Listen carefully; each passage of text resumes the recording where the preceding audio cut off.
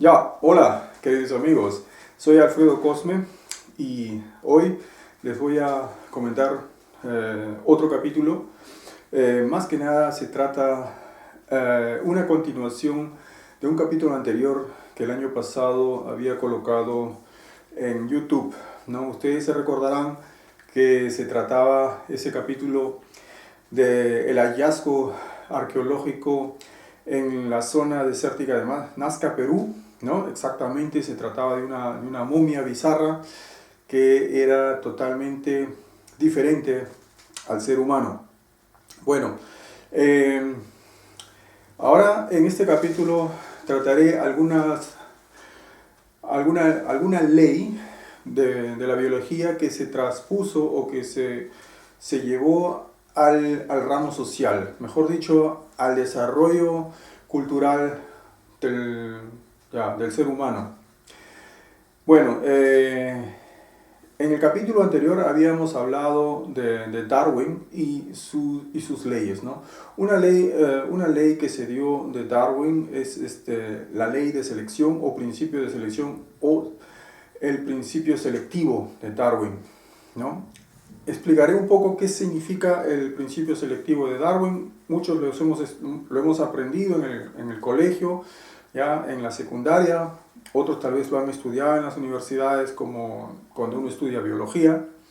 Bueno, ¿qué se trata el principio? Bien fácil, lo trataré de explicar bien rápido, ¿ya? El principio selectivo de Darwin explica que las especies biológicas, en realidad todas las especies, siempre buscan por renovarse, ¿ya? Y por mantener su vida, ¿no? O mejorar su especie, ¿no? La selección de las especies es mejorar la especie. Por ejemplo, se trata más que nada del dominante y el recesivo. El dominante domina al recesivo, pero el recesivo se adapta. En estas dos que se unen, sale una nueva especie mejorada de estas dos, ¿no? Y al decir mejorada de estas dos, se trata simplemente para adaptarse al medio ambiente y no extinguirse, ¿no? Entonces, esto es la ley del principio de selección, ¿verdad?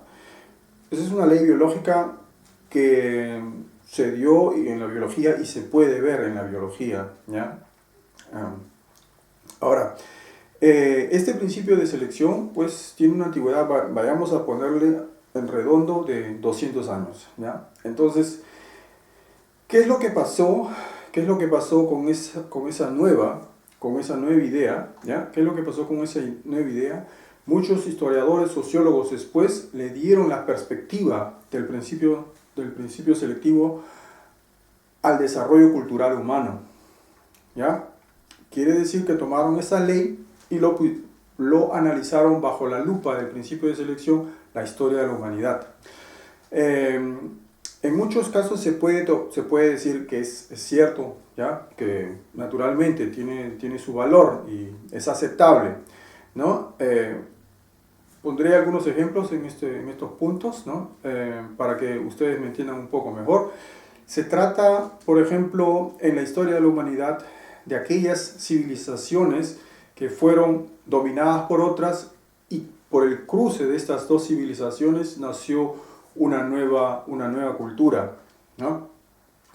Vayamos a ver, por ejemplo, en la historia egipcia, ¿no? La historia egipcia pues invadió muchos pueblos, ¿no? Muchas pequeñas culturas, ¿no? Y estas nuevas culturas con ese dominio de los egipcios, pues se adaptaron y al adaptarse, pues salió una nueva cultura, ¿no?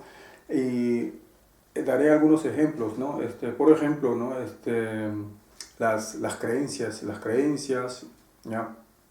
Los desarrollos, los desarrollos en base a la técnica, ¿no? Daré un ejemplo muy importante, por ejemplo, en el entorno social, cultural, por ejemplo, la religión, ¿ya? La religión egipcia, pues, hoy en día, esa alta religión egipcia, pues, ya no es muy aceptada, mejor dicho, ya no tiene muchos muchos seguidores, ¿ya? Esta pues en Egipto mismo vemos que está bien marcado pues lo que es el islamismo, ¿no? Y el islamismo es una religión que se inició con Mahoma y se expandió, ¿no? Entonces pues en el entorno social este es el dominante. El dominante es la creencia fuerte que las otras van a aceptar o la van a tomar, y conforme van a tomarla, este nuevo credo, va a salir una nueva creencia. Y esa nueva creencia pues es lo que forma la actitud de un ser humano, ¿ya? Entonces se va a crear una nueva cultura, ¿no? Entonces se podría decir la cultura islámica, ¿ya? Entonces lo que estoy explicando aquí es simplemente también ese principio de selección que se dio en el desarrollo cultural en la humanidad, ¿no? Otro ejemplo muy importante, ¿no? Para decir una religión invade otra religión, la otra religión sucumbe, se extermina, y el pueblo o el grupo que va a ser dominada por este grande va a asumir la nueva religión, ¿no? Ejemplo muy claro, pues cuando llegaron los españoles a América, bueno, ellos trajeron el idioma y su creencia, ¿no? Y en muchos pueblos, y casi se puede decir en mayoría, pues adoptaron esta nueva creencia, ¿no? Entonces es la nueva religión, pero no quiere decir simplemente que fue una creencia, sino todo se cambió el concepto del pensamiento humano en referencia a su entorno, ¿ya? ¿Ya? Bueno, otras, por ejemplo, para darle explicación de este principio de selección, por ejemplo, las religiones van a ser renovadas o van a sucumbir y va a brotar otra nueva religión. En el caso del judaísmo es una religión muy antigua, ¿ya? Es una religión muy antigua, podemos decir que se inició con Abraham y Moisés, ¿no? Y que era llevado por esta nación de judíos, ¿ya? Y que dentro de los judíos nació un rabí, se puede decir, ¿no? Jesús. Y Jesús fue un judío, ¿ya? Jesús fue un judío, pero Jesús transformó el credo de los judíos, ¿no? Lo transformó para convertirlo en el cristianismo. Eso hace que el judaísmo no se pudo expandir, ¿no? Lo enfrió, si se puede decir. Claro que hay judíos todavía de la creencia del Pentateuco, de los 5 libros de Moisés, pero todavía se mantienen en restringida, ¿ya? O sea, no hay muchos, ¿ya? Lo que sí es que el cristianismo se expandió, ¿no? Llegó a toda Europa, llegó hasta América, ¿no? Podemos ver ahí, por ejemplo, también ese principio selectivo en las religiones que se mejora, ¿ya?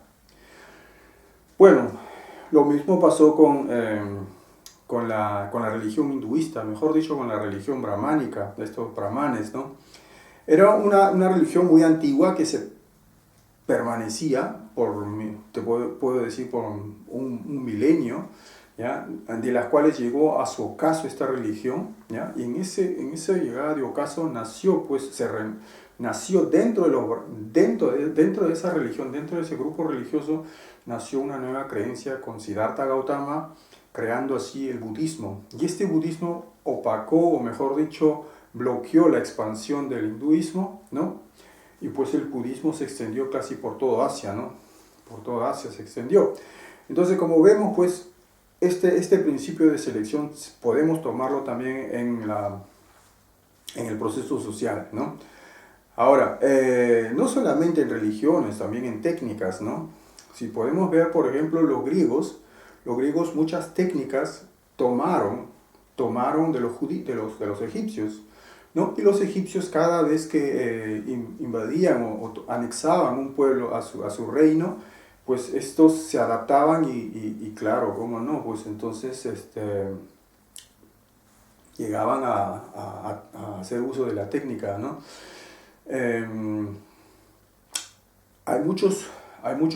Ha habido muchas guerras o batallas en la antigüedad que también se puede decir por el dominio, ¿no?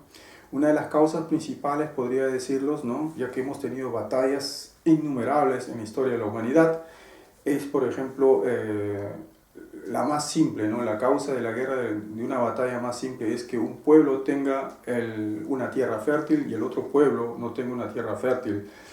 Por ejemplo, que tiene una tierra que no es fértil, por ejemplo, su pueblo, su gente va a ser un poco más aguerrida, más instruida a la guerra. Entonces estos bajan e invaden al otro pueblo que es fértil, ¿no? Con la invasión, ¿no? Van a esclavizarse, pero estos esclavos se van a adaptar a la nueva, al nuevo pueblo, pues, y va a haber una mixtura ¿no? en lo que se trata de las culturas, ¿no? Y van a hacer una nueva cultura, ¿no? Un ejemplo más simple también es algunos pueblos que se han mantenido siempre fuertes debido a su cultura, es por su posición geográfica y topográfica, ¿ya? Tomo el ejemplo de China, por ejemplo. China se encuentra detrás de la cadena de montañas del Himalaya, ¿ya? Entonces, ¿qué pasa? China ha estado del resto del mundo por miles de años isolada. Entonces, nadie podía entrar a China, o sea, China no fue invadido, por tanto su cultura no ha variado mucho por milenios, y creo que hasta por 4000 años no ha sido variada su cultura, o sea que gracias a esta cadena de montañas que fue como un muro para proteger a la cultura china, pero naturalmente por los años 1700, 1800 fue invadida por los ingleses y perdiendo algunas de sus tierras como Shanghái, Hong Kong, ¿no? Otro ejemplo que quiero decir es que simplemente el más fuerte, el guerrero, es el dominante. No se sabe en este aspecto. Lo que yo sí puedo decir es aquella persona que tiene formada y bien fuerte la estructura de nación o el pensamiento de nación, estos son pues los que van a ser dominantes, ¿no? No necesariamente uno tiene que estar bien preparado para la guerra, ¿ya? O ser diestro o estratega, como podemos tomar el ejemplo de Alejandro el Grande, ¿no? Alejandro el Grande, pues este personaje, ¿no? Macedónico, ¿no? Pues fue un instruido para la guerra y empezó a invadir llegando hasta la India, ¿no? Pero en su proceso de invasión, ¿ya? Tanto invadiendo Babilonia, los persas, ¿ya? La India, ¿ya? Y Egipto, ¿no? No llegó a la cultura. Entonces fue simplemente una invasión, una liberación, según él, una liberación de esos pueblos, ¿no? Para que después, al cabo de 10, 15 años, retomara nuevamente la misma cultura. Tanto así los hindúes tomaron su propia cultura, no hubo cambios, ¿ya? A pesar que los griegos fueron dominantes, ¿no? Y también pues por los persas, ¿no? Si vemos, por ejemplo, los persas siguen hablando su idioma, ¿no? Y los hindúes también, ¿no? Entonces, como vemos ahí, simplemente es, a pesar que los griegos hayan estado bien preparados para la guerra y haber invadido muchas pues, culturas milenarias como los persas y los hindúes, pues no lograron sus objetivos de dominarlos al 100%, tanto así que tanto los hindúes y los persas al cabo de 10 años brotaron, ¿ya? Y se sentaron nuevamente en el dominio, ¿no? Manteniendo su cultura, ¿no? Podemos ver esto, ¿no?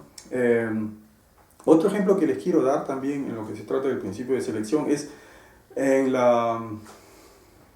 Israel. Tomemos Israel. Israel pues fue se puede decir, una colonia y estuvo bajo los dominios de los romanos, ¿ya? Israel es un pueblito pequeño, ¿ya? Pero de una creencia muy fuerte, ¿ya? Es una nación se puede decir ahí, su estructura es muy fuerte, su estructura de nación es muy fuerte, ¿no? Y estaba bajo los dominios de Roma. Y los romanos pues se expandían, llevaban la civita, ¿no? Llevaban la civita a todos los países o a todos los pueblos que los dominaban y los anexaban a su reino. Bueno, el Imperio Romano, siendo tan grande, pues lo tomó bajo sus dominios a Israel, pero Israel internamente, mejor dicho, con Jesús y el cristianismo, empezó a crecer muy,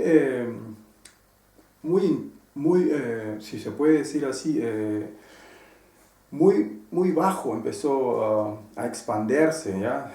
No extremadamente, que al cabo de unos 300 años, pues llegó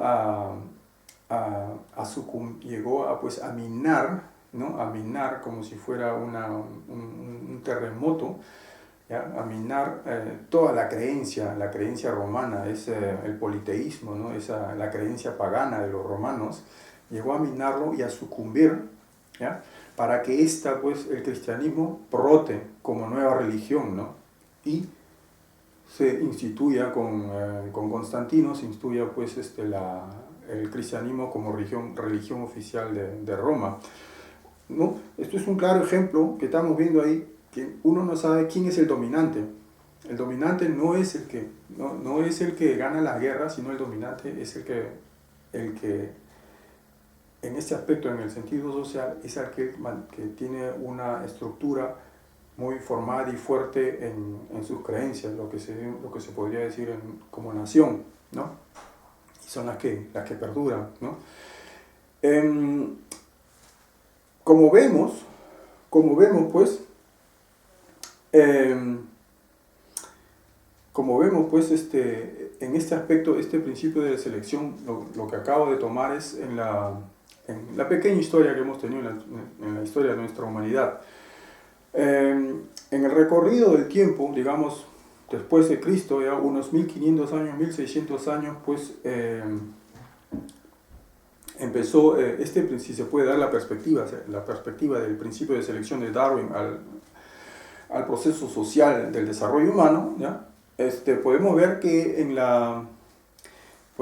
que a partir del año 1700, a mediados de 1700, con el inicio de la máquina, pues, ¿no? Con el invento de la máquina a vapor, ¿no? Empezó a nacer otro pensamiento, pues estamos hablando de la revolución industrial, ¿no? Estamos hablando ya no del antiguo credo, de la antigua creencia, ¿no? Y esta misma creencia que va a ser llevada por el medieval, por la iglesia, ¿no? Esta antigua creencia pues va a sucumbir por una nueva creencia, y esa nueva creencia se le podría llamar pues el modernismo, ¿no? ¿Qué es en sí el modernismo? ¿Qué es en sí el modernismo? ¿Y por qué aparece? ¿Y por qué se determina el modernismo, ¿no? Modernismo simplemente lo que quiere decir es un cambio de pensamiento, ¿ya? Aquellas ideas van a ser cambiadas por otras ideas y que van a formar el pensamiento de una persona. Entonces, lo que podríamos decir es que si antiguamente la Iglesia había formado una nueva cultura en toda Europa, ¿ya? Esta pues va a sucumbir por la nueva idea, la nueva idea que va a ser pues la ciencia. Y esa nueva idea pues va a juzgarla al antiguo credo, a la antigua creencia, en diciéndole es toda una ficción lo que tú me cuentas de la Biblia y lo que tú pregonas, ¿no? Y lo que se ha formado. Entonces, aquella idea va a sucumbir por una nueva idea que es la ciencia, pues, y más que nada con el invento de la máquina, lo que es la máquina a vapor y claro, la revolución industrial, ¿no? Entonces, esta nueva idea aparece llamándole el modernismo, ¿no? Entonces, quiere decir, modernismo solamente quiere decir es el cambio de idea por otra nueva idea, ¿no? Y esa pues haré unos pequeños ejemplos. Por ejemplo, los matrimonios, ¿no? Los matrimonios antiguamente pues eran matrimonios donde las mujeres eran preparadas a partir de cierta edad, de 15 a 16, 17 años, preparadas para el noviazgo, ¿no? Y habían pues tiempos especiales en el año donde las mujeres se iban a un lugar, ¿no? Los padres, las madres llevaban a sus hijas muy representativas, ¿no? Para que vengan los caballeros y busquen a su mujer, ¿no? Pagando así, sin más. Por ejemplo, en camellos, se pagaban en camellos o en dinero, ¿no? es lo que era la creencia antigua, ¿no? Entonces esa creencia va a cambiarse por la otra creencia. Y ahora la otra creencia estamos siendo un poco más liberales, donde pues tanto el hombre y la mujer son libres en elegir con quién unirse, ¿no? No depende mucho del padre, tampoco no depende mucho de la madre. Entonces esta creencia cambia por otra creencia, ¿no? Eso es un aspecto. El otro aspecto es que, con el modernismo, es que al hombre se le va a tomar pues como, como un, como un factor de producción, un factor para generar más producción, ¿ya?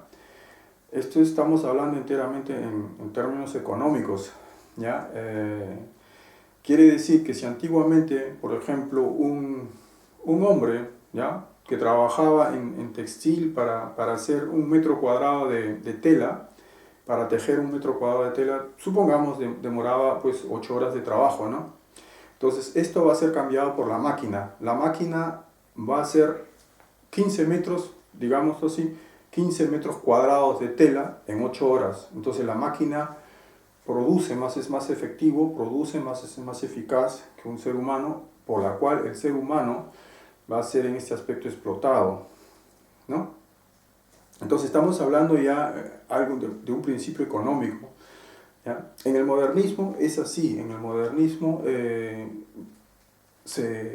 viene mucho con la revolución industrial, la producción, ¿ya? La producción y la economía, muy importante es la economía. Bueno, en este aspecto pues voy a hablar más que nada a lo que nos llevó, pero eso ya lo trataré en mi próximo capítulo. Ya nos vemos. Chao.